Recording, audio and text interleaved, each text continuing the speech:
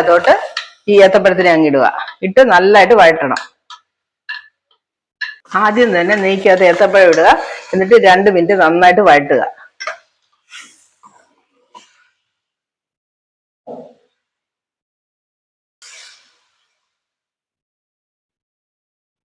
രണ്ട് മിനിറ്റ് വഴറ്റി ഏത്തപ്പഴം ഇങ്ങനെ സൈഡിലേക്ക് മാറ്റിയിട്ട് വീണ്ടും ഒരല്പം നെയ്യൊഴിച്ച്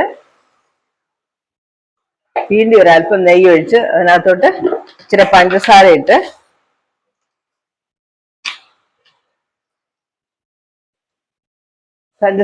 നല്ലതായിട്ട് കാരമലൈസ് ചെയ്യും. ഇതൊക്കെ ഒരു ഷെഫിന്റെ രീതിയിൽ നമ്മൾ അങ്ങ് ഡെവലപ്പ് ചെയ്തെടുക്കുന്നതാണ്.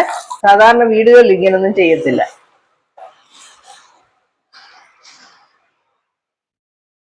വഴറ്റി സ്റ്റൂ ഉണ്ടാക്കുന്നത് പോലെ നന്നായിട്ട് കാരമലൈസ് ആയി റെഡി ആയിട്ട് വരുവാണേ. ഇപ്പൊ നമുക്ക് ഇതിനകത്തോട്ട് കുറച്ച് ഏലക്കാപ്പൊടിയും കൂടെ ചേർക്കാം.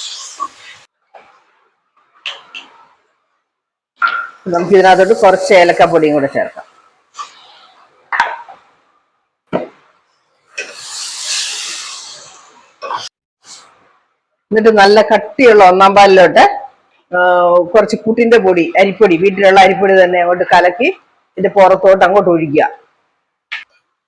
നമുക്കിത് അങ്ങ് ഒഴിക്കുക.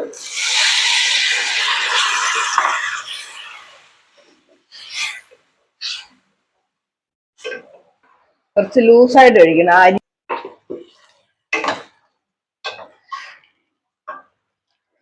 അരിപ്പൊടിയൊക്കെ അങ്ങോട്ട് കുറുകി ഒരു പ്രത്യേക ഫ്ലേവർ ആയിരിക്കും.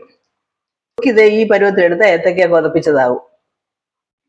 അപ്പോൾ ഇടിയപ്പം ബ്രെഡിന്റെ ഒക്കെ കൂടെ കഴിക്കാൻ പറ്റിയ സാധനമാണ്. ഷെഫ് പിള്ള ആരോടോ പറഞ്ഞതാ, ഞാനിപ്പം അതൊക്കെ ഇവിടെ റിപ്പീറ്റ് ചെയ്തതാ. ഞാൻ ആദ്യമായിട്ട് ഉണ്ടാക്കുന്ന സാധനമാണ് ഇത്. ഇവിടെ ഇപ്പൊ ഇടിയപ്പം ഇല്ല, ബ്രെഡേ ഉള്ളേ. ഇങ്ങനെ അങ്ങോട്ട് ഒഴിച്ച് നമുക്കൊന്ന് കഴിച്ചു നോക്കാം. ഏത്തപ്പഴം കൊതപ്പിച്ചത്.